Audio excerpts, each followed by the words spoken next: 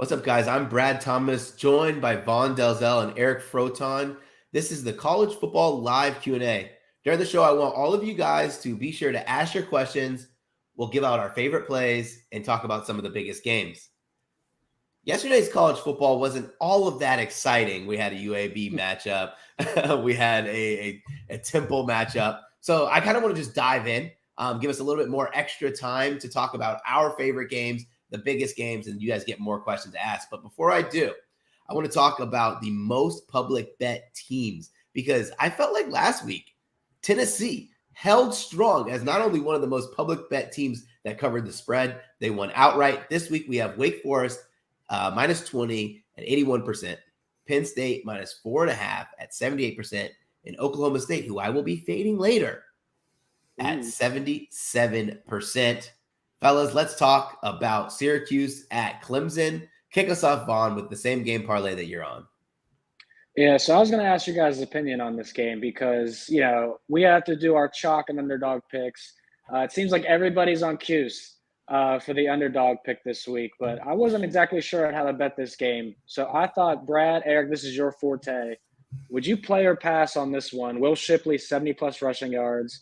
A touchdown and Clemson to win outright. Obviously, Clemson's the big favorite. It's a noon game, or not a night game. It's an earlier game, not a night game. So that makes me lean Syracuse. Brad, I know that's a huge part of your Power 5 capping. And Syracuse pass defense, not as bad as it might seem. So is this something you guys would approve of, or would you play Syracuse more on that plus 14? Well, when I wrote my article, I think I even wrote something like, while I don't think Syracuse comes away with the win, because this is Death Valley. They don't call it Death Valley for nothing. I do think 14 points is just too many. I don't mind playing it this way. My problem with Will Shipley is the volume. He's getting a lot of goal line volume, but, between the 20s, he's not getting as much goal line volume as I'd like for him playing his over. He can absolutely soar this line because he's such a talented running back, and it's hard to keep him out of the end zone.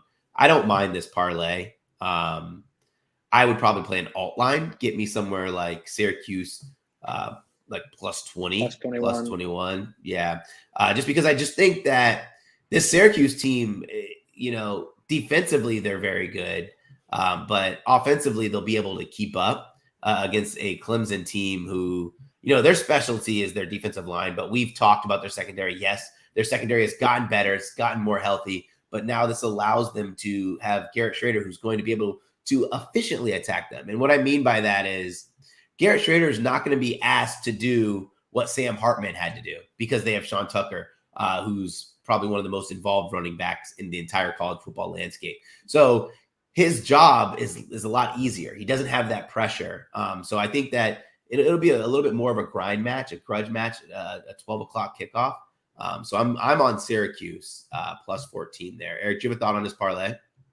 Well, first getting to Will Shipley, the bet that was mentioned by Vaughn is 70-plus rushing yards and a touchdown and the Clemson money line, which is an involved bet, obviously, here. My concern with that is you have Shipley right now listed at 79.5 on DraftKings, and he's been right around that line pretty much all week. You're looking at three variables. You got the 70 rushing yards, you got a touchdown as well, and you got the money line on the team. I just think you can probably simplify this a little bit. If you like that plus, 70 plus rushing yards, you can just take Shipley at 79.5. You're giving up 9 yards, but you're still at 115. You're only, that's minus 107 on the parlay. You could just take Shipley's over at minus 115 as opposed to go three-way with the minus 107. So I think that, there's value to be had there. I do like the over on Shipley. I as discussed with Syracuse, their defense is a lot better this year than it was last year. Not like that was very tough to do. But, keep in mind, their rush defense, 45th in the nation. Their pass defense, 7th in the nation right now. Syracuse only allowing 6.1 yards per pass. That's 11th in the country. And they're 13th in terms of suppressing explosiveness. So I see this game being more of a grind, especially against Clemson's defense. So, I do like the idea of getting, especially now it's at 14. If it crossed that key number, I like it. 14.5 for Syracuse. 14.5. It was 13.5 on FanDuel now yesterday, so it's going up.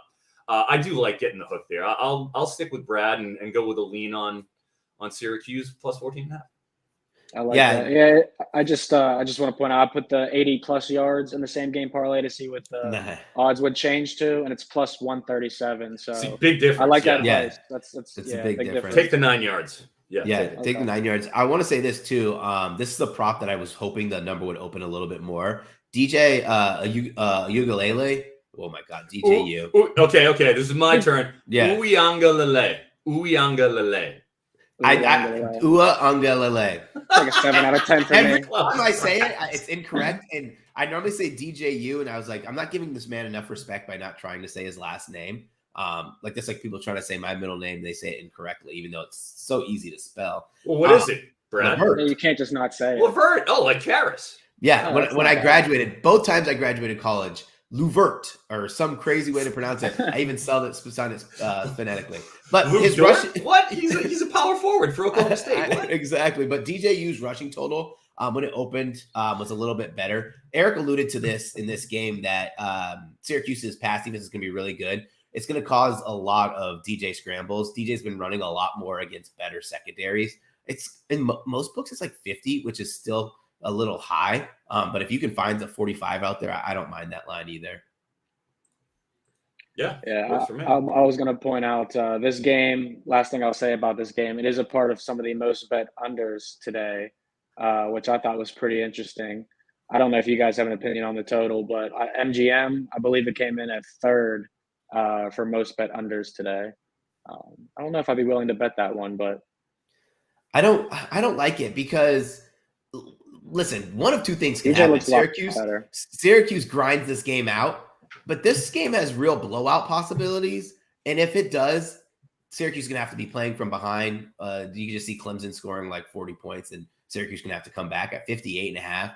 Like, I think if you like the under here, you like Syracuse. That's just kind of how I feel. Like if this becomes a game where Syracuse has to keep pace, I'm not liking it. But I mean, it's Death Valley during the day, not Death Valley at night. And I know I talk about that a lot, but it is very important to me. Let's move over to our best bets. Eric, who's 6-1. Every time I look at the record, I'm like, how can you catch a man that doesn't lose? Eric, go ahead and give me your best bet of the day. Sure. Well, I appreciate that. That's obviously very nice of you, Brad. But yeah, it's been a good run for the best bets. That's what we like to see because this is how we win people money. So, a little bit of pride on that. That being said, my best bet for the week, Jalen Knighton under 55.5 rushing yards. This opened at 59.5, which was minus 15, and actually went up to, I've seen it offshore at minus 150 right now. It's minus 115 at DraftKings at the moment. This is an incredible line. Again, Henry Parrish is back. He is the number one running back in Miami. Sure. Are they playing Duke? Yes. But actually, Duke's rush defense is much better than their pass defense. Pass defense is around 100th in the nation. Rush defense is 27th. So they're not exactly – this is a Mike Elko coached defense. He was the DC for Texas A&M last year. It was excellent, and he can at least stop the run. He cannot stop the pass. Now, that's a problem because Jalen Knighton is the number 2 running back for Miami. He's only gone over 55.5 or 59. It doesn't matter. He's only gone over 30 yards once all season, okay? He's been banged up. He's lost his carry share to Henry Parrish, and he's coming in here and they're listed. I don't know why he's listed. I don't get it. It doesn't make sense. This is an easy best bet. Everybody should be out there hammering the 55.5 rushing yards under anytime you get a number 2 running back, okay, against a defense that's better at stopping the run than the pass, and you've got Tyler Van Dyke, who's thrown for 300 yards the past 2 games. They don't have to. They don't have to go to him. Maybe he breaks one, okay? But this line should be under 30 yards. It should be 29.5. You're getting 25.5 yards of line value, in my opinion. Play it. It's sitting at minus 130 on DraftKings right now. Just moved a little bit, 15 cents since the start. It's gonna. Before the show. It's inevitable. It's going to go down. I'm logging in right now. Yeah, I'm gonna lock it in. I'm gonna listen. You tell me an under on a running back. I know you know your stuff, man. I'm jumping all in. Talking about knowing their stuff, Vaughn. 3 straight, man. What's your best bet for today? We're going to make it 4 straight, ladies and gentlemen. I'm super excited about this game. I saw a guy, first off, A guy bet $1 million this week on 7 different football games, and one of his bets for 110,000 was Nevada +7. Are you kidding me? San Diego State. Nevada is 0-5 ATS in the last 5. They just played at Hawaii the last game, lost 31-16. That's a late night game in a different time zone, coming all the way back home now to play a San Diego State team that had a week off. But what happened? Eric, you may know this because you love crazy stories like this. Have you ever heard of a linebacker switching to quarterback, then lighting it up? Sure, Gary Bohannon last year, but check out Jalen Maiden of San Diego State. That's what happened with them. They could not throw the ball at all this year. Their leading passer had 108 passing yards in a game. They bring this linebacker in. This guy throws for 322 on 24 of 36 passing, 1 touchdown, no picks. They had a week off now, new offense, new quarterback. I don't know if Nevada's going to know what hit them. So I'm all over San Diego State. They have a chance to make the Mountain West Conference championship if they went out. I think they could do it. They could be our ATS darlings like North Texas was. So give me the Aztecs. Give me the Aztecs. 4 straight. Let's go. Beautiful. Beautiful. Look at this note on your play for Knighton. PointsBet has 56.5. I know our partners in PointsBet would love that we give them a little shout here, a little love. And is it -115? You're getting a yard? Yeah. Oh, Yeah. all day. I literally locked in at -135. So. Great job, Calvin Wetzel. Great Appreciate job shopping that. Well done, sir. For my best bet, I'm also going to put this in the People's Parlay. I was really shocked to see this. Bo Nix over 35.5. Listen, so when I was doing my notes before the lines came out, I wrote this note down. Bo Nix has hit his rushing total in his last 4 games. And I was expecting his rushing total because he even hit it at 30. He hit it at 35. And I was expecting the rushing total to be close to 42. Now I'm getting 35.5, which is still available at some places. Bo Nix in his last 4 games, let me just go ahead and tell you how many times he's running the ball, first of all. 9 attempts, 6 attempts, 6 attempts, 8 attempts for 70, 141, 30, and 35. When he plays UCLA, what he is going to see with this Bill McGovern defense is they are going to lock down the receivers and make him throw the ball in tight windows. They're going to challenge Bo Nix to be a quarterback who does not get easy 5-yard plays, but is going to have to beat them. He's going to have to be efficient. When you have a good secondary like that and a guy like Bo Nix, who now we have plenty of tape on Bo Nix. We know what happens when a guy's not open, but he knows it's 2nd and 8. He picks up these yards. He gets those chunk yards because sometimes it's more important to get 3rd and 2 than it is to try to throw a ball in tight coverage. Bo Nix, for me, this was a play that I was just so excited, licking my chops that I got a line that's still playable. I put 1.5 units on this.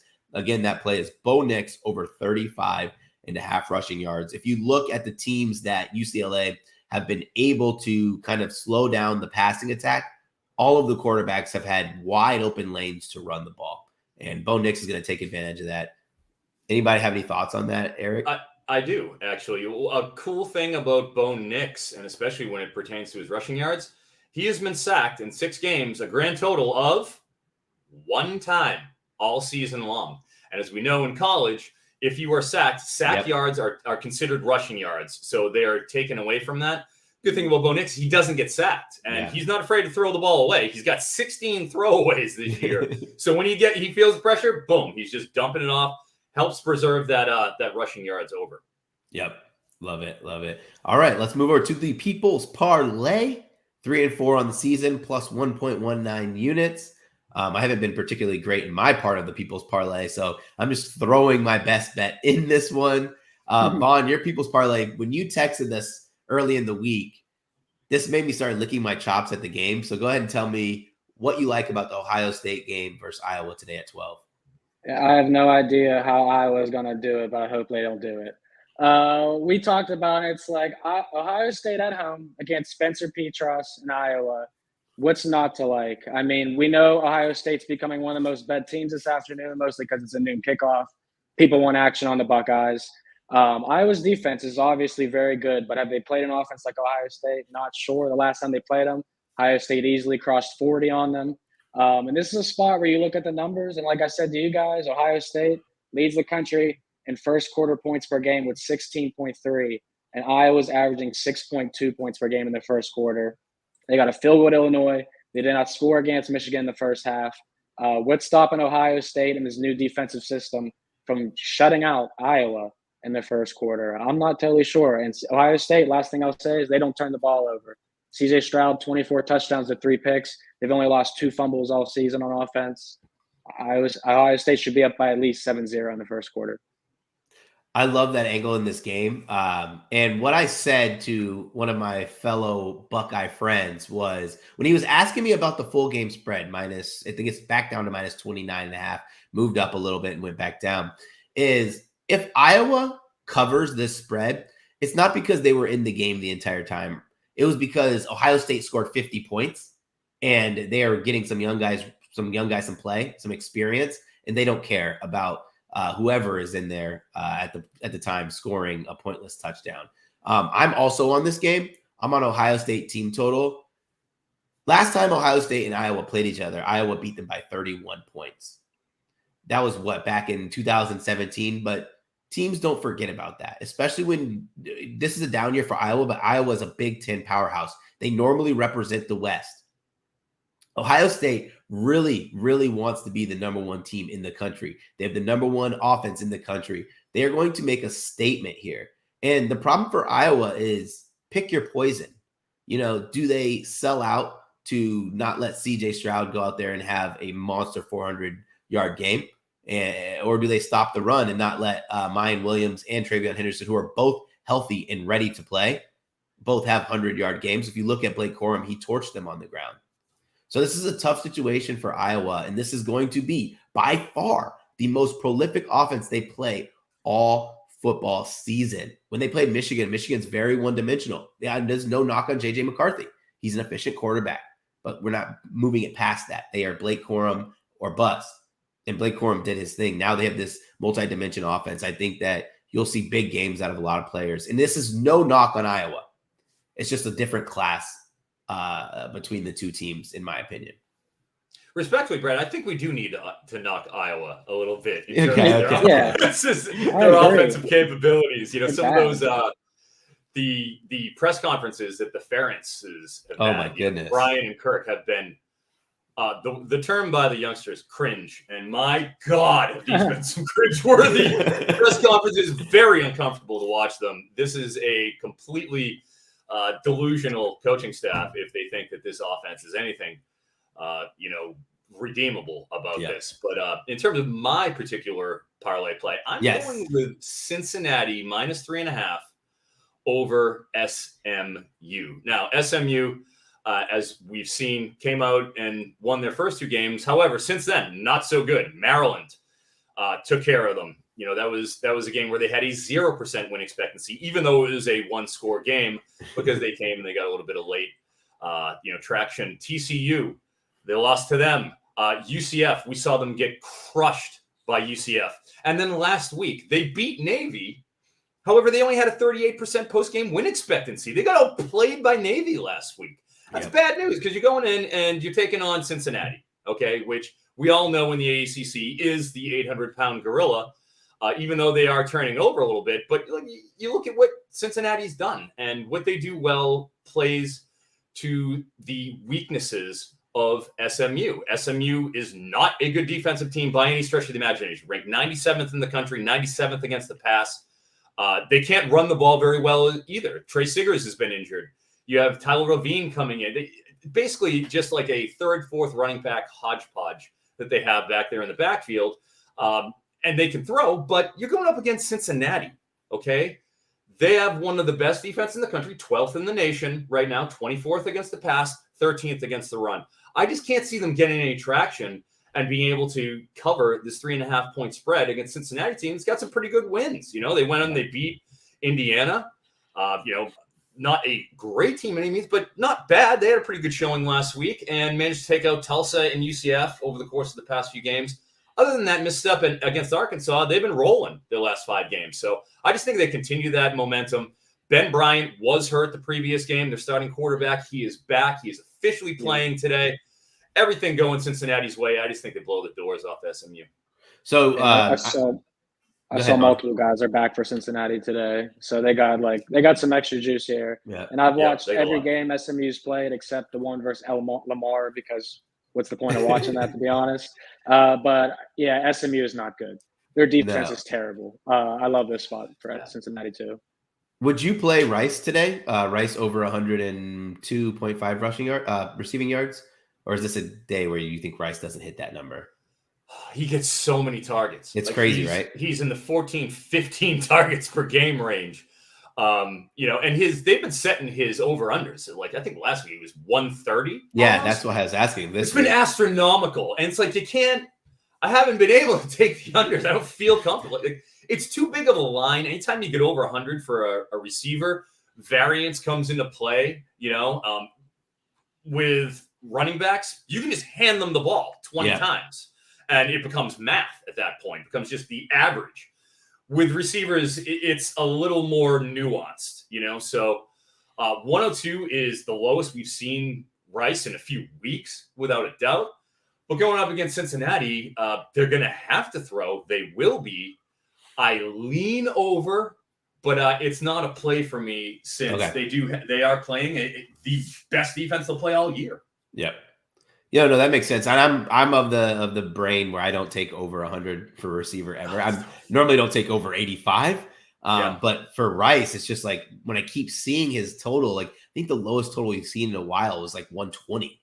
I think, and so I just had to ask. Well, guys, before we give you more bets, I want to invite you to play Irish Pick'em. Play college football pick'em on the NBC Sports Predictor app for your chance to win $10,000. It's free. It's easy to use. From first downs to touchdowns, you can win big. Feel free to enter with plenty of cash prizes. Go download the NBC Sports Predictor app. Let's move over to a game that I was going to be at, but I decided to stay in Orlando to go to the Orlando Magic home opener. Mississippi State at Alabama. Alabama's a 21-point favorite, and the total set at 61. This game could have had massive implications if Alabama and both Mississippi State would have won last week. However, both teams lost last week. I will start this off because I have a lot to say. First, let's start by recapping what happened last week. Alabama lost to Tennessee. I am of the mind that Bill O'Brien should have made sure that there were 0 ticks on the clock when they were kicking the field goal. They were either missing and going to overtime or kicking and winning the game. However, when Alabama loses a road game, they generally absolutely smash the next week. Books probably know that. Books probably know that Alabama's great after a loss, especially at home, especially at night.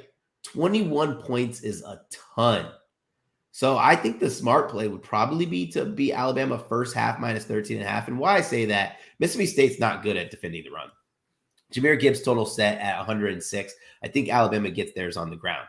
Defensively, this is the best team that Mississippi State's played defensively. Alabama last week struggled to get pressure on the quarterback. A lot of that had to do with them being so concerned on the back end. They're still going to have that same concern, but they're going up against I don't want to say weaker, but a lesser offensive line of Mississippi State. So for me, I would lean Alabama minus 13. Eric, if I remember correctly, I think you had this in one of your article plays. Yeah, I actually, I'm going to go on the other side of you, Brad. Are we doing a pizza bet? Are we going pizza? It's been a little while. I did not put any money on this, so I'm not going to put pizza on this. No pizza. I didn't put any money on this either, but it wasn't my column as an underdog play.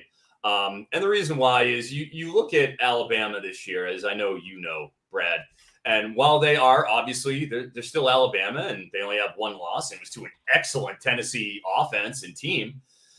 They haven't been winning in the way that you're accustomed to see Alabama winning against quality opponents. And I guess that's really the issue I'm having here. Texas A&M combined wins by 5 points total. Against Arkansas, sure, did they cover? Yeah. But it took 2 70-yard rushes from Jahmyr Gibbs in the fourth quarter in order to even get that cover. That was a competitive game for 3 quarters. So they were right there with that. And then you go and you'll take a look at Mississippi State. Wins against Arizona, good wins against Texas A&M and Arkansas. And their 2 losses, LSU, was one of them. And then obviously, last week against Kentucky, where Kentucky, to their credit, just absolutely ran the ball down the throat, held them to 225 yards in the game. I mean, that's ridiculous. But they're only losing by 10 points and 16 points. 10 points to Kentucky, 16 points to LSU. They're within this margin, and when they're winning, they're beating good teams. I think that the real problem last year, obviously Alabama crushed Mississippi State last year, was they were a little bit too one-dimensional. They weren't able to run the ball. This year, they've been a lot better with that. Ran for 162 yards, which is basically like 300 for an air raid team run by Mike Leach. 162. Against Arkansas, 144 against A&M. Doesn't sound like much, but those are really good considering that they throw the ball 80% of the time or so. So I do think they can keep the Alabama honest a little bit more than they did last season. And again, this Alabama offense, with the lack of continuity in the passing game from last season, no Mechie, no Jameson Williams, I just think they'll have a hard time against a Mississippi State defense that is pretty good. So I am going to take the points against Alabama, and we're going to go with Mississippi State here. Vaughn, do you have any leads in this game, man? Yeah, I was the guy that took Alabama last week because everyone was on Tennessee. Then they moved the line to Alabama. And then I realized, like I said on here, the best play is probably Tennessee first half plus the 6, then live bet Alabama. So going against my own advice, I learned a lesson. And like you said, Brad, I kind of look at Nick Saban coming off a loss, especially on the road. I mean, he wants to hammer his opponent. And I'm not sure if Mississippi State is as good as advertised, because I think a lot of their wins have come to the benefit of their opponent's scheduling.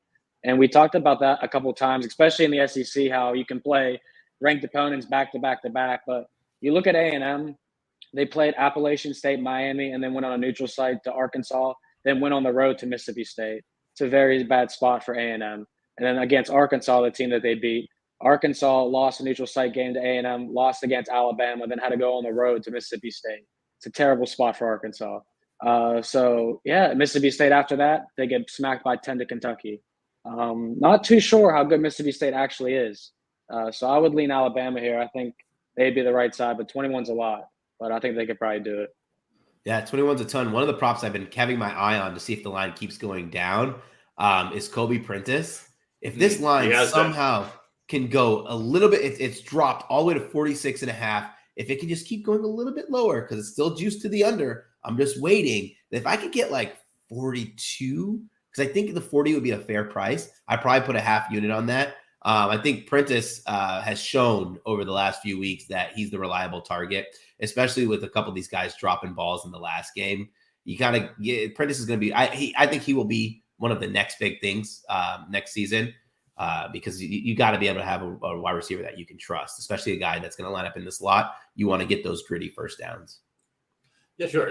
With Prentice, I mean, he had 10 targets last game. Yeah. As a true freshman at Alabama, it doesn't sound like much. But let me tell you something. It doesn't happen every year. True freshman just getting plied with 10 targets from Nick Saban. So, that would be very interesting. That actually started at I believe 50.5 is where Prentice started, and it has whittled down gradually. So interesting play. It's because a lot of people at Alabama, they don't bet on freshmen because they don't know who they are. Saban does a really good job of not putting freshmen's names out there publicly because he doesn't want you're already playing at Alabama. He doesn't want the stage to be as big as the lights are as bright. So let's move over to our money line sprinkles, and I will start this off because I am actually on the spread as well. My only money line sprinkle, and I think I've only lost one money line sprinkle so far this season, and I'm very nervous to put it up against a plus 200. But UCLA plus 200 at Oregon, I'm on them at plus 6.5. I think the line's down to 6 in most places.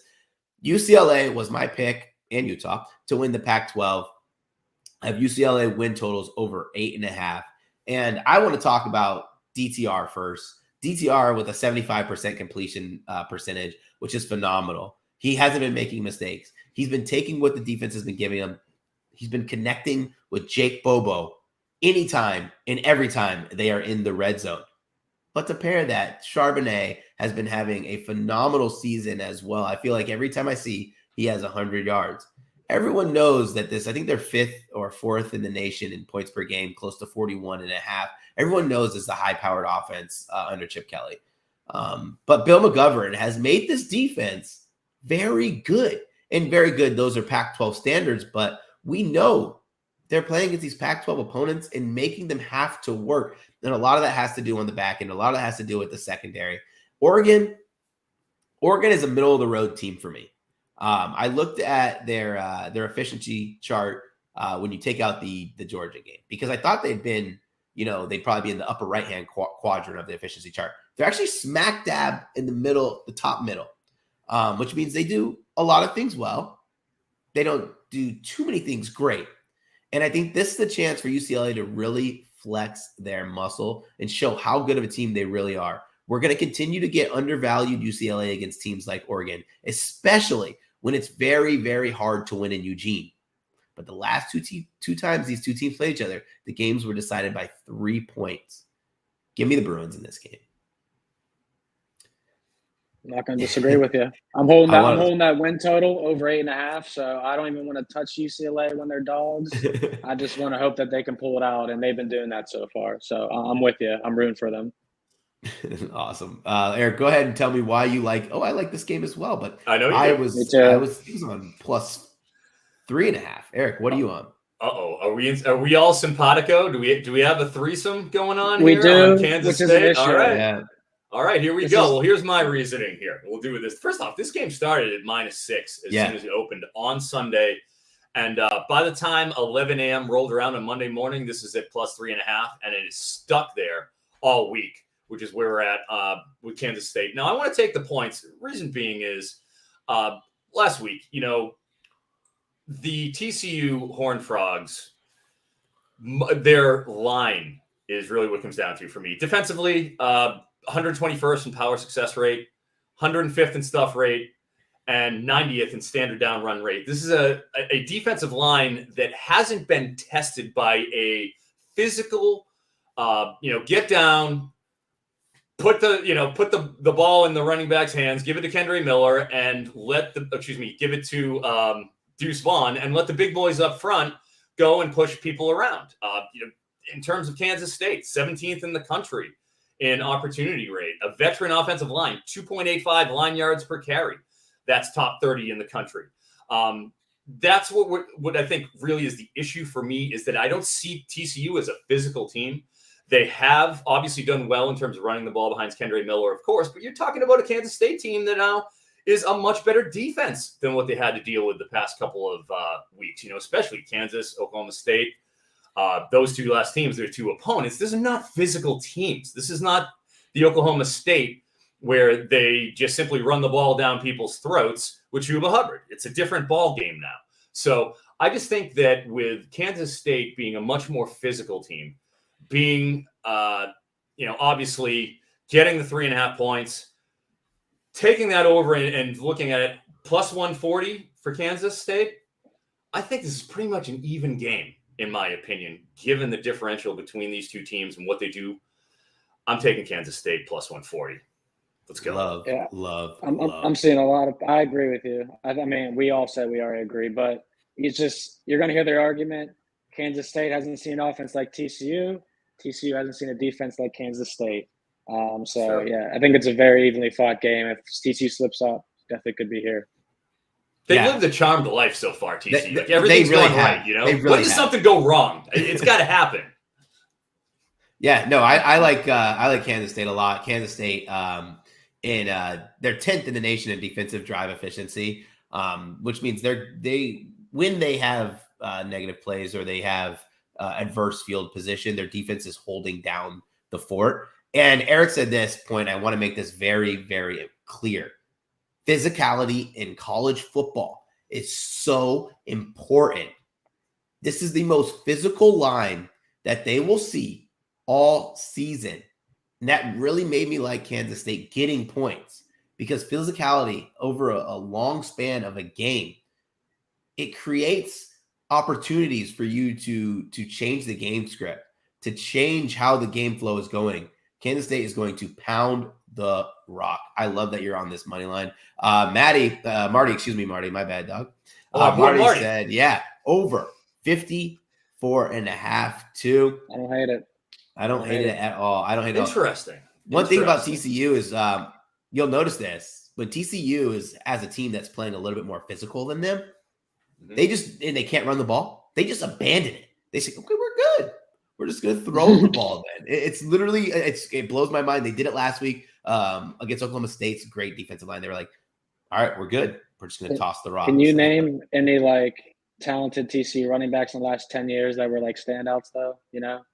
Kendra Miller. That's it. Yeah. That's the list. Well, yeah. I mean, you could say Zach Evans, but he's a transfer. He's a transfer now. He was hurt. Yeah. You know, like he didn't play much. He didn't have that much of an impact in TCU. So all about the quarterback and the receivers at TCU. Yep. Vaughn, you have a laundry list of moneyline sprinkles. Yeah. Let's hear a couple of years. See it, Vaughn. Well, yeah, this is how we've been surviving the past couple of weeks here on the show. But today is all about the dogs. I feel like, especially the mid-major dogs. We saw the Power 5 teams kind of take control last weekend. But Boise State has been a very hot pick. This spread's been bouncing all the way from +3 down to +1 for Boise State. So I'll just leave you with this one stat because we'll be talking about some of these games a little later. But Boise State, coming off a bye week since 2001, is 28-1 on the money line. I love that. Wow. Yes. Great stat. Yes. So Arizona State, the next one. They fired their coach, Herm Edwards. What did they do? They went out and played Michael Penix in Washington. They beat that team 45-38. And then they got a bye week to get right offensively ahead of Stanford, who, pretty overrated. A team that was on a 16-game ATS losing streak, just covered 2 as an underdog, and now they're a home favorite. Total switch for them. We'll take UTEP. UTEP's playing Florida Atlantic. If you guys remember Florida Atlantic, that's a team North Texas absolutely smoked. So we're taking UTEP team that could do the same thing here at home. Florida Atlantic cannot win on the road. And then we're taking Buffalo, who I said on here 2 weeks in a row might be the best team in the MAC. They have covered 4 straight spreads now. And they're in a situation where they're a home dog +7 at Toledo. I like the Bulls a lot. So they're +235. I like it. Guys. What do you feel? Any one of those ones stand out to you? Oh, man, I like getting the 2-1 with Buffalo. I know Toledo's a good team, but it's 235 though, right? It's value, baby. That's massive. That's what I like in my sprinkles. Yeah, value. That's massive. Yeah, value. like Brad, we talked about like a lot of the plays we were looking at were +140, +150 earlier in the week, then like Boise State and Arizona State. Now we're looking at +110, +120 on Saturday. So you do got to get it early on some of these dogs, especially the mid-majors. Especially because I think those are the most sensitive lines. Like once books get a little bit of handle on those, they're changing their tune quick. They're not the sharpest of lines. Let's answer a question real quick. Anybody want to tackle this one? We got BYU -7 over Liberty. Oh wow, you teamed me up on this one. Let's go. Yeah. Oh yeah, I love me some TCU talk. All right, I mean BYU talk. Yeah, I'm in. With BYU, what I like here is Liberty. Plain and simple. First off, Charlie Brewer, it's just been announced that he is back and he is active. I'm not sure if he'll be playing, if it'll be Bennett or Brewer, but it does look like there will be no Caden Salter today. And Caden Salter has been the engine of this Liberty offense. With Malik Willis obviously gone, the offense has changed a little bit. It's been much more run oriented. They've been way better in the run than the pass. And with Willis, it's interesting because he was definitely somebody who, when you get him pressured, he led the country in scrambles each of the last 2 years, and he led the country in sacks each of the past 2 years. So it's going to be one or the other. He was able to make so much happen, outside of structure that when he's gone, now you have Caden Salter, and it was an easy transition. Without Salter there, you have more pro-style quarterbacks, Brewer, Bennett, and it's shown that this team beat Gardner-Webb last week 21-20. Yeah. That is 2-5 in the FCS. 2-5, Gardner-Webb. That's a 1-point victory for Liberty without Caden Salter there. It's a big problem because you're playing BYU that's a big boy team now. All right. They're taking a step up in competition. They're going to have to deal with a Power 5 offensive line. It's pretty good. And BYU wants to go out and rack up a skull because they've lost the last 3 games they've had a brutal run. I mean, Baylor, you know what I'm saying? Like they're playing, they had a Power 5 run, Oregon. Like they're ready to go out and absolutely pound a Liberty team that doesn't have the offensive capabilities they did last year and go out and get themselves right. So that scares me from Liberty's perspective, where BYU's chomping at the bit and Liberty's limping into this. I just think they smoke Liberty. Give me BYU all day. That's a hard play. Love it. Love it. Yeah. Love it. I'll be honest. BYU is like my least favorite team to bet. I feel like they always get me. I hate them, but there's just no consistency playing in the independents. Like, you don't have stats built up each season playing all these guys, besides maybe, Notre Dame and a couple teams. But yeah, you got Notre Dame, Arkansas, Oregon, Baylor, South Florida, Utah State, and Wyoming. That's a rigorous schedule for BYU. It's a nightmare. And they got Puka Nacua back, who's far and away the best receiver. You look great last game. He's getting carried. You got 2 touchdown rushes. 2 touchdown rushes from their top receiver. They give him the ball over the place. I think it's going to be a bloodbath. Here's a good question here. How's the weather in West Virginia, Texas? Baylor is going to have 20-mile-per-hour winds. And, I'm on Blake Shapen. I can't cash out of the bet. You have to be what you're on and ride it out. I'm hoping that Blake Shapen can get some of those 5-yard passes that go for 80. 20-mile-per-hour wind is crazy. Well, I actually took a look at this before we came on, because this has been a big topic around, the betting sphere all week. What does this wind look like? So in terms of looking at how it worked out, TCU, I'm not as concerned. The Baylor Kansas game, that is in Waco. That's going to have wind. It's right at the perfect time frame for the wind kicks up. I think it's going to be kicking up right around now. Yeah. And then it'll go for about 5 hours. They're playing within that span. All right. TCU, I'm not as worried about because they're playing in Dallas. All right. So it's not Waco, it's Dallas. And they're playing at 8 p.m. in the evening. All the wind that is looking to be kept is going to be during the day. That's not going to be as bad. You're probably looking at 10 to 15 miles an hour. Yep. With warmth, because it's the Santa Ana's coming up from the south. So that will be, that shouldn't be an issue. I don't think Lubbock will be as much of an issue from what I'd seen. It doesn't look like it's going to be in quite the winds, probably be in the 15 range. Stillwater is going to be smoking. Stillwater is going to have the 25 to 30 mile an hour winds. Myself and my syndicate, when it comes to the props, we look at 24. That's my number, 24. If it's at 24, I know it's going to affect the passing games. If it goes above that, then I'm absolutely fading. So Blake Shapen, I'm on 274.5, the under there. Yeah. I didn't touch anything in terms of TC. I took Tay Barber's under at 36.5 yards, gone down to 33.5. I don't think it'll be as big a deal. But the 2 games I'm looking at, Oklahoma State and Baylor will be the 2 I think will be most affected given game times and given the time frame of how those winds will be blowing. Yep. I agree there. All I'll add is West Virginia's offensive coordinator said, let them make the excuse about the wind. Doesn't bother us. So a lot of confidence from that sideline with the weather. That's all I'll add. See, West Virginia gets a win, and they're all cocky now. Wow. Yeah. West Virginia. I need them to win a little bit more so I can go to Oklahoma versus West Virginia and see a good game. Go back to my alma mater and storm the field when they beat Oklahoma. Absolutely, you Appalachian, you.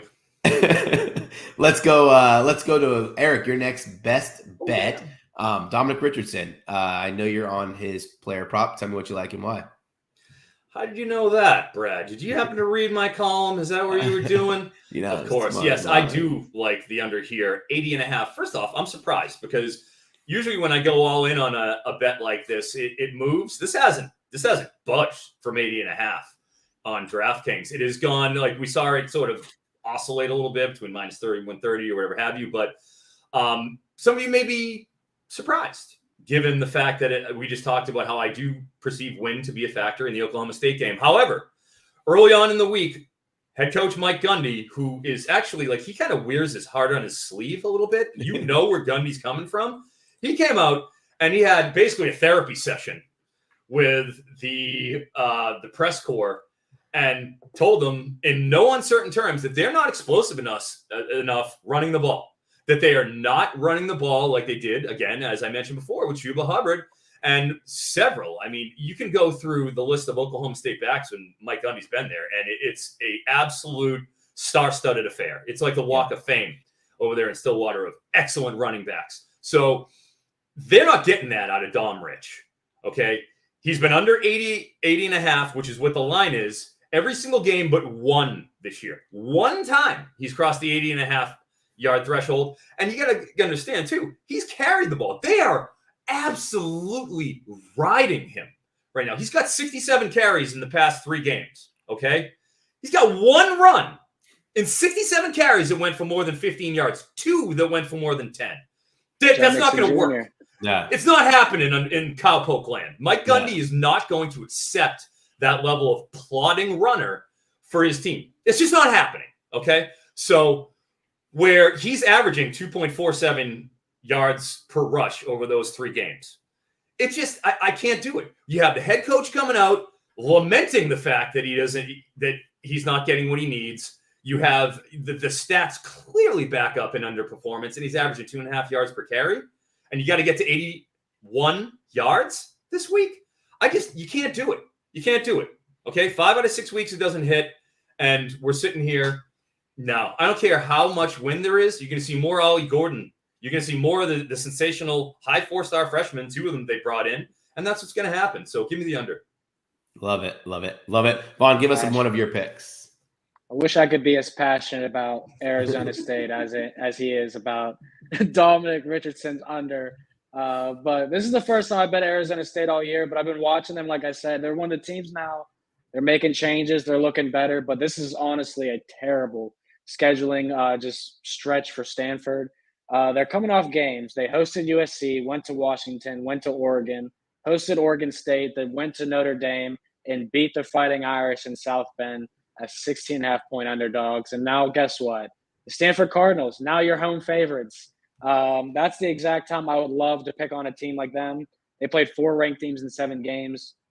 Arizona State looks like they figured it out. And last year against Tanner McKee, what did they do? They beat them 28-10. Tanner McKee threw for 356 yards, 1 touchdown, 3 interceptions.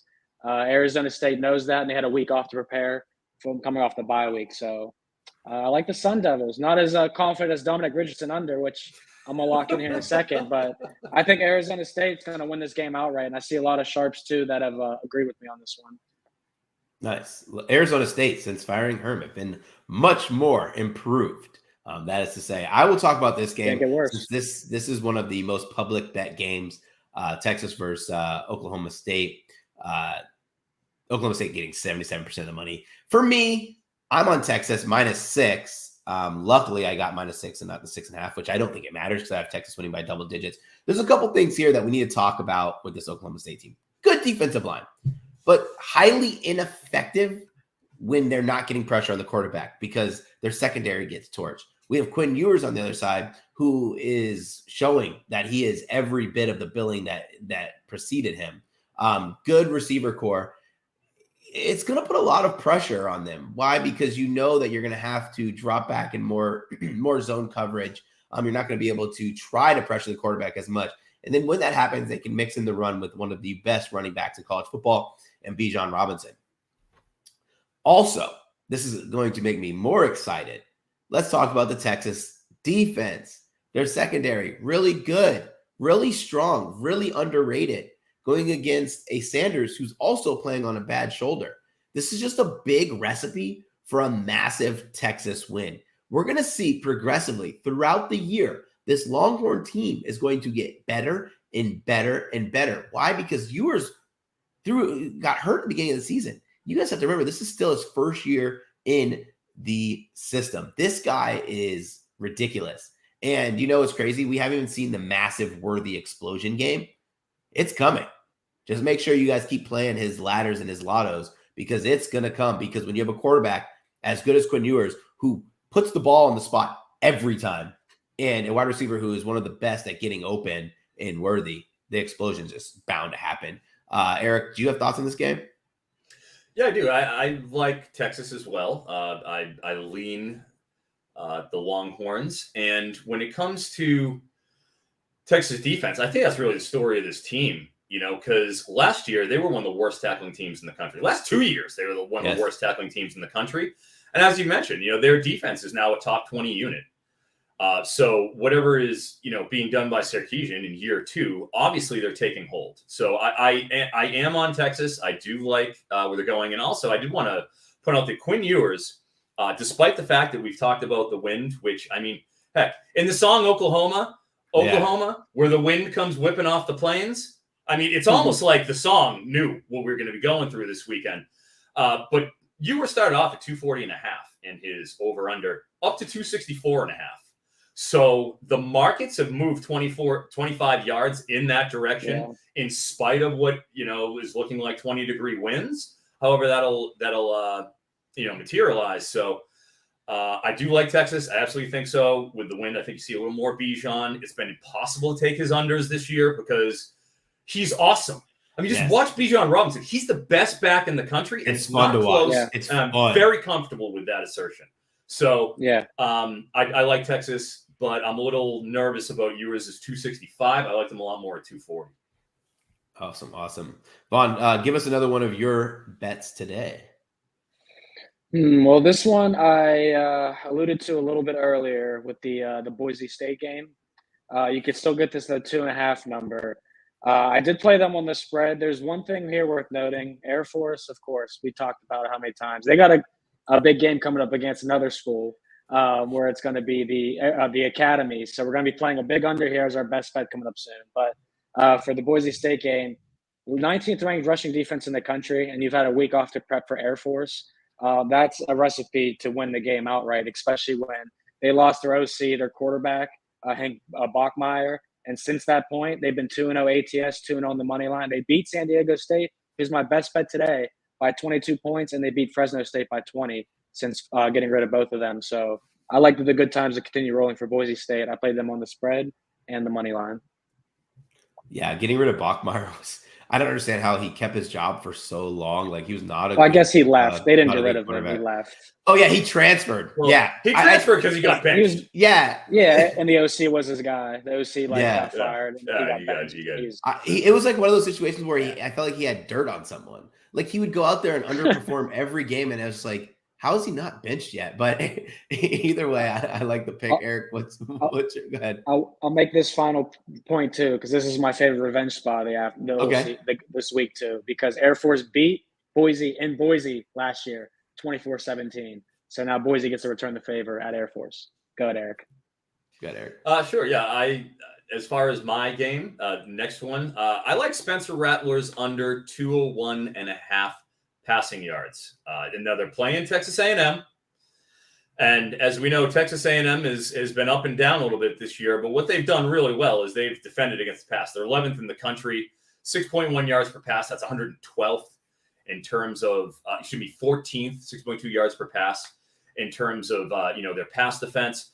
And you're dealing with Spencer Rattler here, who South Carolina has not been too interested in throwing the ball. They've been doing a lot better behind Marshawn Lloyd, their 5-star running back who came off a bad knee injury, but he's been back. He's looked very good this year. I think he's at 60.5 in terms of his under. But with Rattler, in terms of the past 4 games, he's only cleared the 201.5 mark once, and that was against South Carolina State. That's an FCS team. It doesn't even really count, all right, because he had his highest completion percentage of the year against them, because of course he did.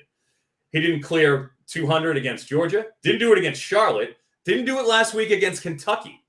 So it's going to take, when you're dealing with a Texas A&M team who 72nd against the rush, 11th against the pass, I just think it's kind of common sense here for what Shane Beamer is going to do, their head coach.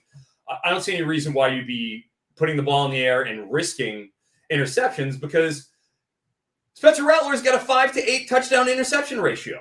Why would you want to put yourself in a bad position against a stout defense, that has a great pass defense, when you know that Texas A&M can't throw the ball? Yeah. All right, they got Haynes King. I heard earlier in the week we might see Connor Wegman, true freshman, for Texas A&M, because they don't have any answer in the passing game. They're not going to want to give them any advantages here. I think they play a conservative game script. They run the ball as much as they possibly can against their rebuilt front seven of Texas A&M. And Spencer Rattler goes under for the 4th time in 5 games. Nice. Love it. All right, let's see if I have another pick. I wrote this about this in my article, and I want to talk about this because if you guys don't want to bet on a gross bet, then don't do it. But for me, I'm backing Missouri minus 14 against Vandy. A lot of that has to do with the better or the advantage that Missouri has in defense. Also, let's look at Missouri's schedule. Missouri had, 4 one-score losses. These are good quality losses, and they're playing this against game good teams. Yeah, against good teams. I think that we get hung up on, hung up on it being Missouri, get hung up on it being Vanderbilt. Drinkwitz has an opportunity to kind of flex his muscle. Coaches like him use those kind of games, those one-score games, to show, guys, we are proving that we can compete with the best in college football.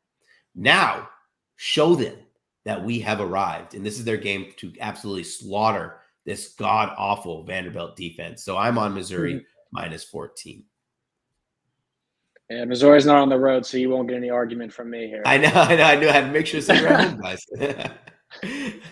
All right, Eric, do you have any more plays for us? Yeah, I'll go with one more here. Cool. We have running back for Penn State, Nick Singleton. Now, Nick Singleton, I had him on here last week, and I feel like I almost have to have a little bit of a mea culpa. I thought he'd go over based on volume because he got 22 carries or 21 carries the week before. And he was not given – he got 6 carries last game. He got 6 carries. So that was obviously somewhat disappointing, game script-wise. But with, it's a new week. Problem is you got Katron Allen there too, who is also a very talented freshman. I think that you see a little bit more of a split this week, as we've kind of been accustomed to seeing with that Penn State backfield as they certainly look for whatever the continuity might be. And when you got Sean Clifford there at quarterback, you need to run the ball a little bit. Problem is Penn State 71st in terms of their rushing performance. In terms of passing performance. So they do have to run the ball a little bit. That being said, they're playing Minnesota, who has a rock solid run defense.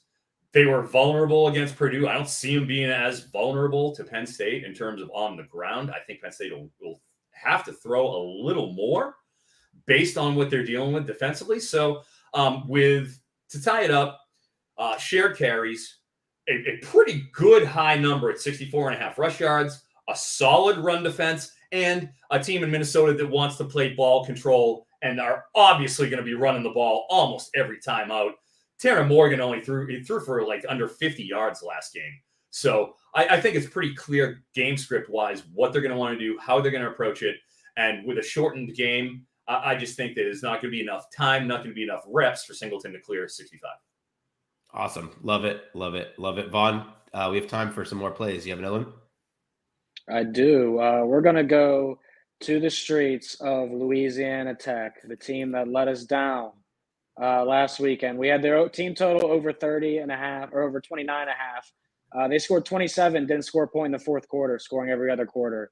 So it was a rough ending to that game, but I did like what I saw from them. And here they come home as a home dog to Rice, which is interesting because Rice is 1-8 on the money line away from home since 2021. And the only time they won, they were plus 11.29 on the money line, and they won by 6 in the fourth quarter, pulling it out.